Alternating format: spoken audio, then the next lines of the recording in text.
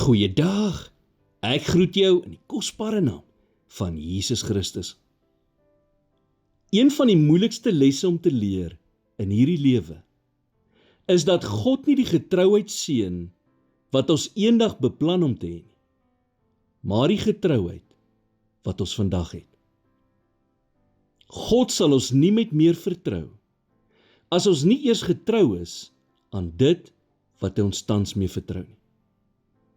Moet dus nooit min waarde heg aan dit wat God aan jou toevertrou het, net omdat dit op hierdie oomblik klein lyk in jou oë nie. Toe God die volk Israel uit Egipte verlos het, het hy nie 'n leeu of 'n arend gebruik nie. Nee, hy het 'n lam gebruik. Iets kleins. Iets wat maklik misgekyk word. Iets wat die vyand nooit sou vrees nie. Wat vir mense klein en onbelangrik lyk, kan onstuitbaar word wanneer God dit tot sy eer gebruik. Baie mense sê, as ek maar net meer invloed, meer hulpbronne of meer geleenthede gehad het, dan sou ek groot dinge gedoen het. Jy sien, God vermenigvuldig dit wat hy aan ons toevertrou het, eers wanneer ons dit gebruik tot sy eer. Hy vermeerder dit wat gebruik word, nie dit wat nie gebruik word nie. Jesus sê in Lukas 16 vers 10, hy wat getrou is in die minste, is ook in die groote getrou. En hy wat onregverdig is in die minste, is ook in die groote onregverdig. Hoekom dink jy kyk God of ons eers vertrou kan word met die kleinere dinge?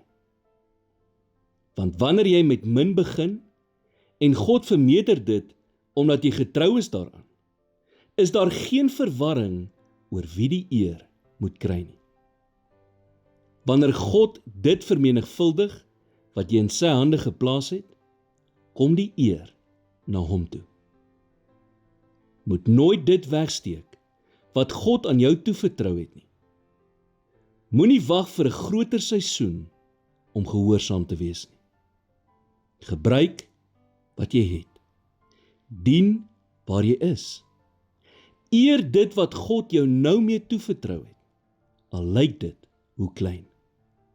Jou getrouheid vandag ontsluit môre se seën.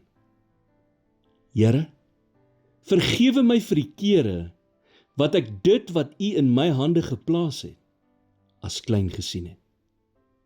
Help my om getrou te wees met wat ek nou het, sodat U dit later kan vermenigvuldig in iets groters. In Jesus naam bid ek dit.